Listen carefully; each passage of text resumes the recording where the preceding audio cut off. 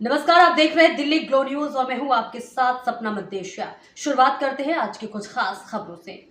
एक दिवसीय जोधपुर प्रवास पर पहुंचे राजस्थान सरकार के खेल एवं युवा मामले के राज्य मंत्री के बिश्नोई ने सर्किट हाउस में पत्रकार वार्ता की। इस दौरान उनके साथ जिलाध्यक्ष देवेंद्र सालेचा, शहर विधायक अतुल भंसाली, देहात दक्षिण जिलाध्यक्ष जगराम बिश्नोई, संभाग मीडिया संयोजक जगदीश धानदिया, जिला महामंत्री मनीष पुरोहित, जिला उपाध्यक्ष संजय चंदेर मानी, संभाग मीडिया प्रभारी अचल सिंह मेड़तिया साथ में मौजूद रहे। इस दौरान राज्य मंत्री के बिश्नोई ने वर्तमान में राज्य सरकार द्वारा कुल 1,11,000 से अधिक सरकारी नियुक्तियों के लिए जारी की गई विज्ञप्ति के बारे में जानकारी दी। राज्य मंत्री बिश्नोई ने वार्ता के दौरान कहा कि राजस्थान की सरकार देश की पहली ऐसी सरकार है जिसने शिक्षित अशिक्षित नौजवान युवाओं को काम देने के लिए एक अभियान छेड़ा है। प्रधानमंत्री नरेंद्र मोदी के नेतृत्व एवं मार्गदर्शन में युवाओं के सपनों को साकार करने का काम राजस्थान की भजनलाल सरकार कर रही है। राज्य मंत्री के बिश्नोई ने कहा, पिछली कांग्रेस सरकार ने युवाओं के भविष्य से खिलवाड़ किया और हर परीक्षा में पेपर लीक किए गए, हजारों युवाओं के करियर बर्बाद किए हैं। हमारी सरकार ने पहला सबसे बड़ा काम ये किया कि पेपर लीक पर रोक लगा दी गई और पिछली सरकार में फर्जीवाड़े से नौकरी करने वालों को चुन चुन कर पकड़ा। राज्य मंत्री के बिश्नोई ने कहा, हर दिन ऐसे फर्जी लोगों को एसओजी पकड़ रही है, छोटी मछलियां भी पकड़ी जा रही है और बड़े मगरमच्छ भी गिरफ्त में आ रहे हैं। राजस्थान की पहली गहलोत सरकार में 17 भर्ती परीक्षाओं के पेपर लीक हुए थे, जिनमें से 8 परीक्षाओं को रद्द कर दिया गया था। उनमें से 50,000 से अधिक पदों की भर्तियों को गहलोत सरकार ने रद्द किया था। मजबूत कानून व्यवस्था का पहली बार राजस्थान प्रदेश में अच्छा उदाहरण भी पेश किया है। लगातार जो युवाओं के भविष्य के साथ में खिलवाड़ करने वाले गिरोह थे, गैंग थे, उनके खिलाफ कठोर कदम भी उठाए गए और भविष्य में ऐसा ना हो। जो पुलिस के अंदर अपन सदैव थानों के अंदर देखते हैं कि आम जन में विश्वास और अपराधियों में भय। ये नजर आता है आपको रास्ता में? अभी भर्तियों से रिलेटेड आपने सवाल किया और आप पिछले 10-11 महीने से सर भर्तियों से संबंधित सवाल है मेरा। जयपुर के कर्णिविहार थाना पुलिस ने कार्रवाई करके फर्जी डिग्री गिरोह का पर्दाफाश किया था, जिसमें 6 आरोपी बनाए गए थे, जिनके खिलाफ चार्जशीट पेश हुई।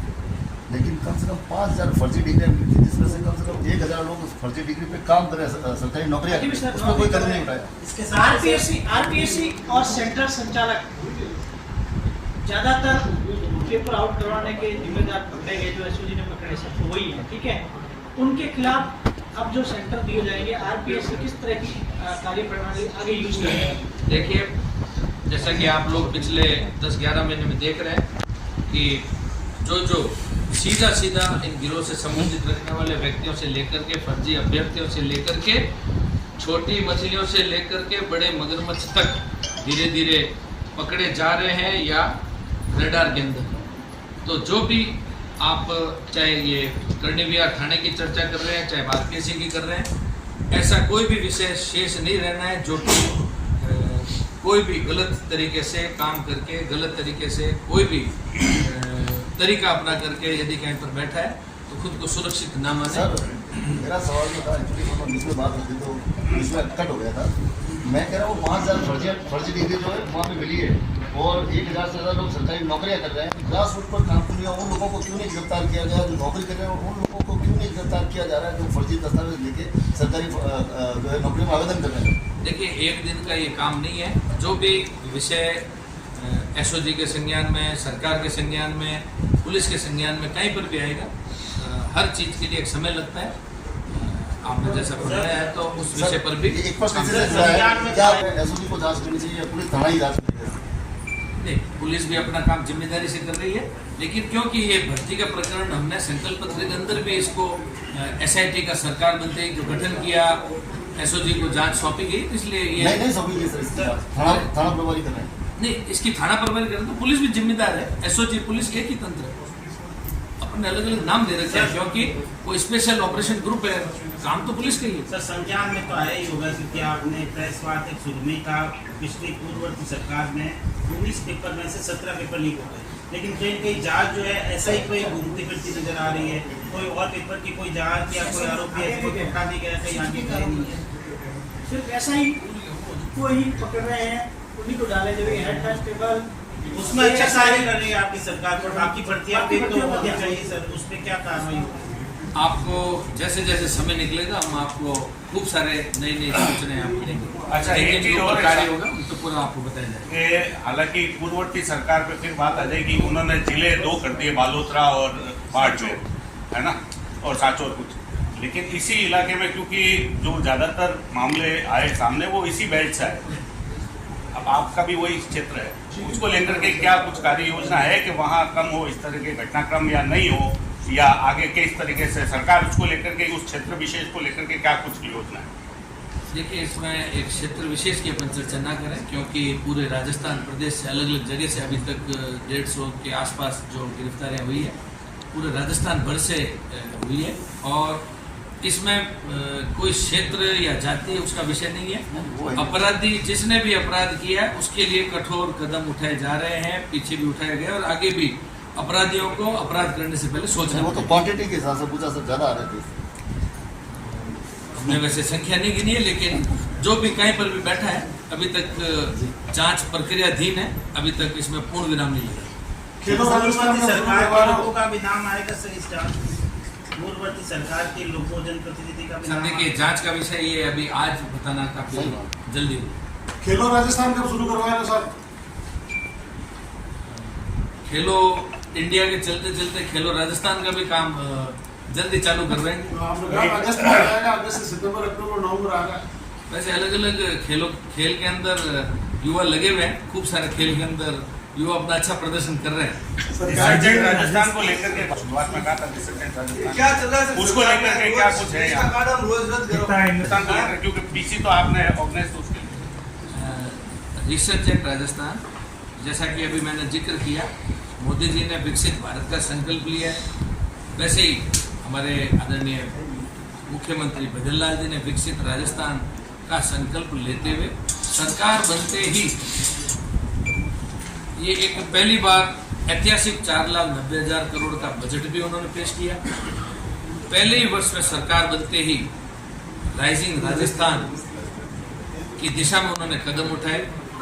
अलग अलग जिलों से नहीं, प्रदेश से नहीं, देश से नहीं और विदेश तक एक संयुक्त प्रयास करके पहली बार कुछ नवाचार भी किए हैं। उद्योग महकमे में 10 IAS अधिकारी को लगाया गया है।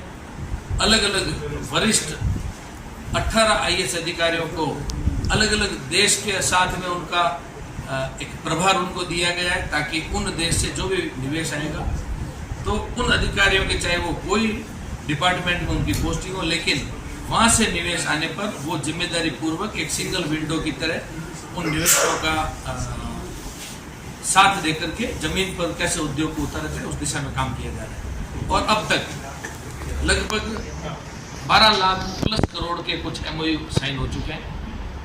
और चर्चा करना चाहूँगा तो पचपदरा की धरती से, क्योंकि भारतमाला जो जामनगर से अमृतसर तक पचपदरा रिफाइनरी को होते हुए एक लंबा हाईवे मोदी जी की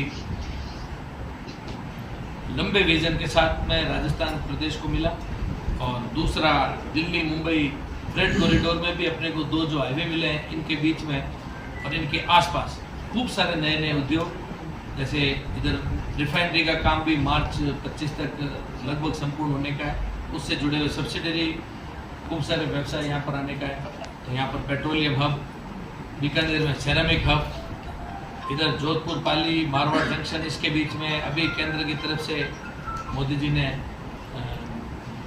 इस पूरे बेल्ट को, इंडस्ट्रियल एरिया को विकसित करने के लिए लगभग 2,500 करोड़ का प्रावधान रखा।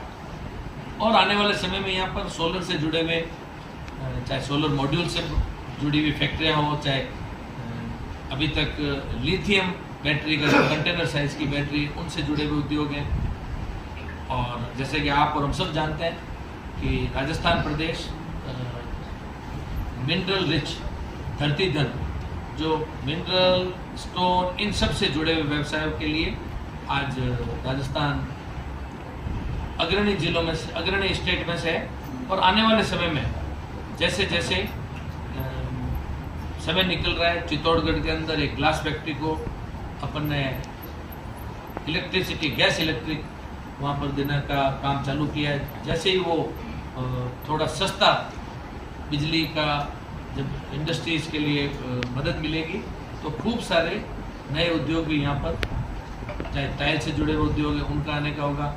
आईटी सेक्टर में अजमेर है, हाईटेक सिटी जयपुर, और कुछ फर्टिलाइजर से जुड़े हुए भी, एथेनॉल बेस्ड जो बायोफ्यूल के, चाहे वो प्रतापगढ़, डूंगरपुर, गंगानगर, हनुमानगढ़, सब जगह पर अलग अलग दिशा में इन दोनों हाईवे को साथ जोड़ते हुए बाकी सभी जिलों के लिए वन डिस्ट्रिक्ट वन प्रोडक्ट का भी दिमाग में रखते हुए सरकार बहुत अच्छे तरीके से युवाओं के भविष्य को ध्यान में रखते हुए बहुत अच्छा काम करने का प्रयास भी कर रही है।